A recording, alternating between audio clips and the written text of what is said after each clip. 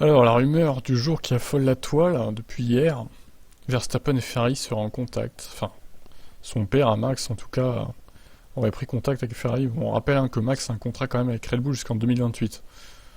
Alors après, vous me direz, un contrat ça se casse, mais bon. Donc c'est Automoto.it qui a dévoilé tout ça.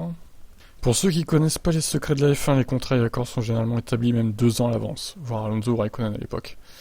Lors de la Coupe du Monde, il y a eu des mouvements et des contacts qui laissent présager un possible changement de décor pour 2024. Tout découle de la situation de Red Bull et de ses partenaires. Cette équipe, après avoir été au centre des accords puis sauté avec Porsche, est en voie de renouvellement.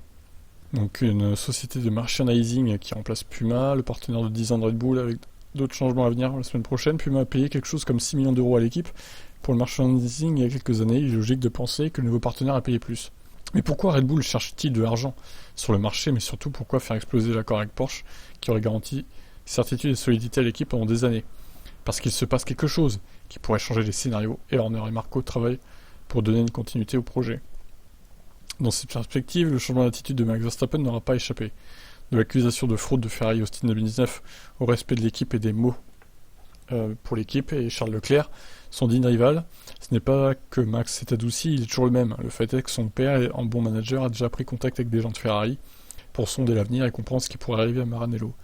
Rien ne se passera de sitôt, a déclaré la source. Si ça se produit, ce ne sera certainement pas en 2023 ou à peu près. C'est-à-dire que tout reste tel quel, à moins que quelque chose ne change les scénarios. Et c'est là aussi qu'interviennent les déplacements de Nicolas Todd. En excellent manager, ils sont déjà, sous prétexte de suivre Théo Pourchaire, son pilote en F2, les diverses activités des équipes au sommet de la F1. À commencer par Alpine, avec qui il est en contact permanent. Verstappen chez Ferrari, pour l'instant, c'est un rêve du pilote néerlandais jamais évoqué publiquement, mais l'intrigue de son père Jos, qui pour son fils déjà champion du monde verrait bien arriver à Maranello, comme corollaire d'une carrière unique. Et Red Bull attend son avenir que Verstappen n'est apparemment pas si sûr de vouloir suivre.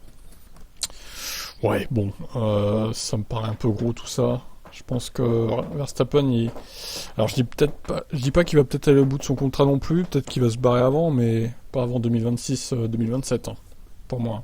Il est encore là à long terme avec l'équipe.